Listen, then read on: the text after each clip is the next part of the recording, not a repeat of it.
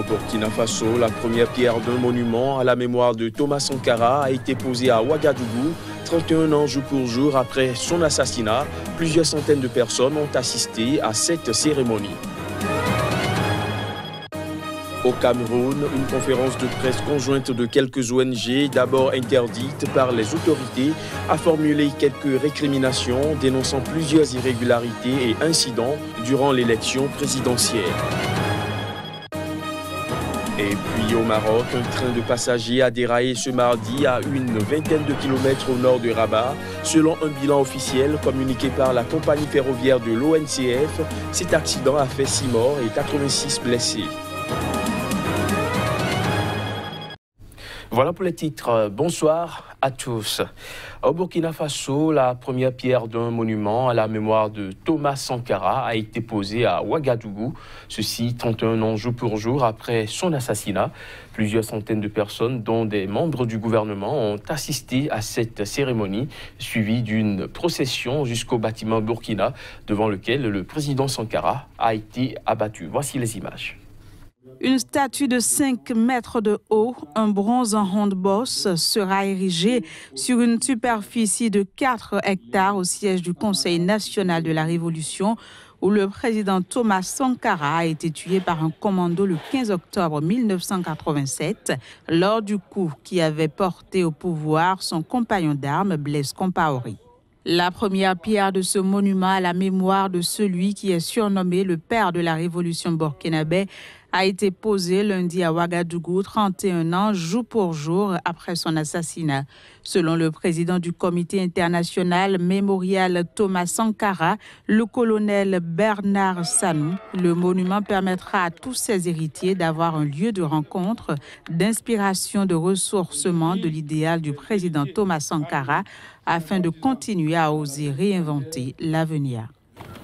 Aujourd'hui, les héritiers, amis, sympathisants de la nation tout entière veulent le faire renaître de ses cendres.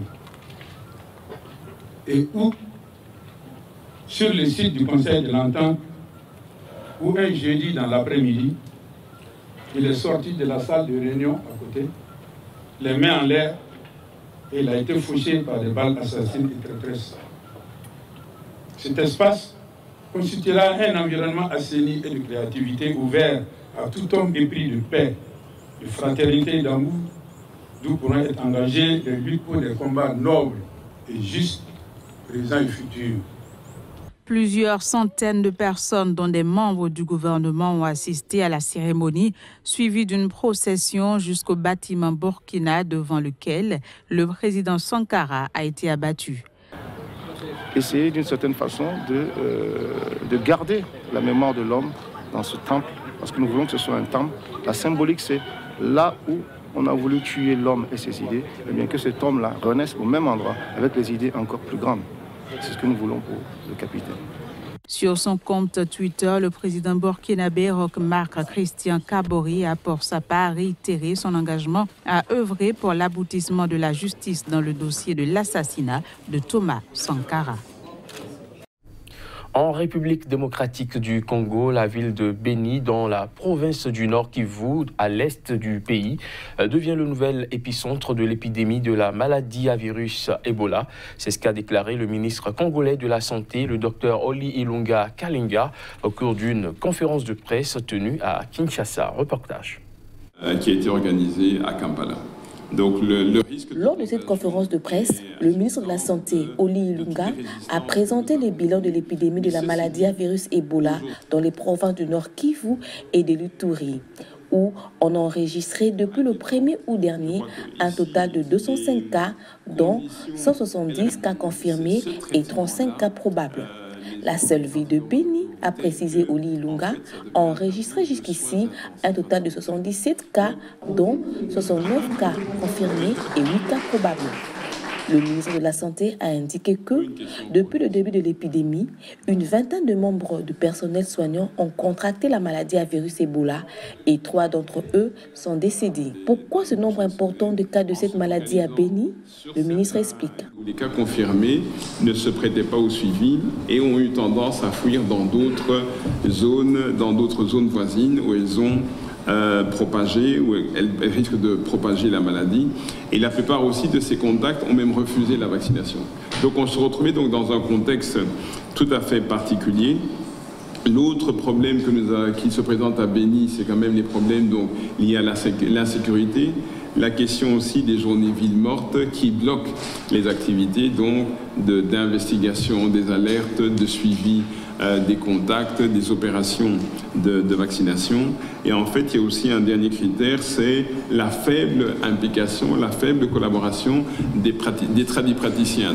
Le ministre de la Santé a annoncé que le gouvernement congolais et ses partenaires ont décidé de repenser et de recadrer les plans de la riposte à l'épidémie en menant des actions concertées autour de chaque alerte. Aujourd'hui, nous sommes dans une situation où... Au Cameroun, une conférence de presse conjointe de quelques ONG a d'abord été interdite lundi par les autorités avant d'être délocalisée au siège du réseau des droits humains en Afrique centrale. À travers cette sortie médiatique, ces différentes organisations ont formulé quelques récriminations dénonçant plusieurs irrégularités et incidents ayant entaché la dernière élection présidentielle. Ils ont appelé à une mobilisation populaire les jours à venir. Reportage Narcisse Homme. La conférence de presse conjointe des organisations non gouvernementales, composée d'un monde à venir, réseau des droits de l'homme en Afrique centrale, Dynamique citoyenne et de la Ligue internationale des femmes pour la paix et la liberté, a vu sa conférence de presse interdite dans le premier arrondissement de la ville de Douala. La dite conférence de presse devrait avoir lieu dans un hôtel de la place. À la grande surprise des organisateurs et des médias, le responsable de l'hôtel a interdit l'entrée de la salle, pourtant préalablement payé. C'est grâce à l'arrivée des hommes en tenue que ces derniers informent à la coalition des ONG que le sous-préfet de l'arrondissement de Douala 1er a interdit la rencontre. Un vacarme va s'en suivre. Si les policiers même lisent la statue, mais c'est un ordre manifestement illégal, vous ne l'appliquez pas. Ça dit que le sous-préfet te donne un ordre illégal, moi le commissaire ne l'applique pas. Maintenant le sous-préfet vous envoie interdire une réunion légale, hein? Vous venez obtempérer. Hein? C'est tout courageux que les organisateurs de la société civile délocalisent la conférence au siège du REDAC. Confinés dans la petite salle, les journalistes peuvent enfin écouter le premier point de la rencontre à l'issue de la présidentielle. Et puis, va s'ouvrir une litanie de récriminations allant jusqu'aux tueries. Forcé pour être présent là où on pouvait être présent. Et comme on vous l'a dit, certains de nos observateurs ont été chassés des bureaux de vote, séquestrés par des sous-préfets. À Balé, il y a Mme Margaret Lekounga, épouse d'Assi, qui a été tuée le soir du vote pour avoir été au vote malgré les menaces qui avaient été proférées. Son mari lui a été blessé par balle au niveau du pied. On est où là? Donc ce n'est plus une question maintenant, comme tu as gagné ou pas. C'est une question que allons dans la rue, nous tous, pacifiquement. Des témoignages et bien d'autres qui ont provoqué le courroux des défenseurs des droits humains, qui ont dénoncé une élection viciée dans un processus truqué. Au Maroc, un train de passagers a déraillé ce mardi à une vingtaine de kilomètres au nord de Rabat, la capitale. Selon un bilan officiel communiqué par le directeur général de la compagnie ferroviaire de l'ONCF, qui s'est rendu sur place, cet accident a fait 6 morts et 86 blessés. Des détails à travers ces images. Les images montrent plusieurs wagons couchés sur le flanc, près d'un pont en rase campagne, avec la locomotive apparemment pulvérisée dans l'accident. Le conducteur du train serait mort dans l'accident, selon plusieurs sources. Ce train de passagers qui a déraillé ce mardi au Maroc a fait 6 morts et 86 blessés, selon un bilan officiel communiqué sur place à la presse. Le déraillement est survenu à une vingtaine de kilomètres au nord de Rabat, la capitale, au niveau de la commune de Sidi Bouk Nadel. La direction générale de la compagnie ferroviaire de l'ONCF, qui a fait savoir que les 86 blessés étaient dans un état grave, a également annoncé l'ouverture d'une enquête afin de déterminer les causes de l'accident. Des images spectaculaires de l'accident survenu vers 10h GMT tournent en boucle sur les réseaux sociaux qui sont très virulents contre la compagnie ferroviaire de l'ONCF. D'après un communiqué du cabinet royal, le roi a décidé de prendre en charge les frais d'inhumation des victimes et les blessés seront évacués vers l'hôpital militaire de Rabat sur instruction royale. Le rappeur américain Kanye West et son épouse Kim Kardashian étaient en visite en Ouganda. Ils ont été reçus par le président ougandais Yoweri Museveni, une rencontre au cours de laquelle ils ont offert au chef de l'État une paire de tennis blancs. Reportage. En Ouganda, depuis le week-end, pour mettre la touche finale à son 9e album, le rappeur américain Kanye West et son épouse Kim Kardashian ont été reçus ce lundi par le président Yoweri Museveni.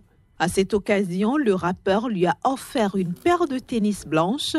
Ce nouvel album devrait initialement sortir au début du mois, mais il avait annoncé vouloir d'abord se rendre en Afrique pour y ressentir l'énergie. L'Ouganda a saisi cette opportunité que lui offrait la star pour se présenter en destination touristique de choix avec des photos du couple visitant ses plus beaux sites naturels.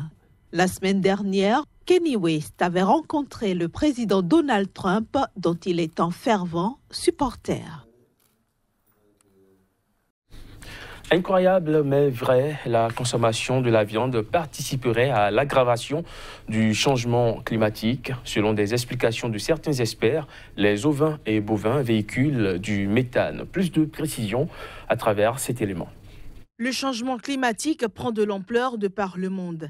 Et parfois, ce sont des actes quotidiens innocents qui accentuent le mal.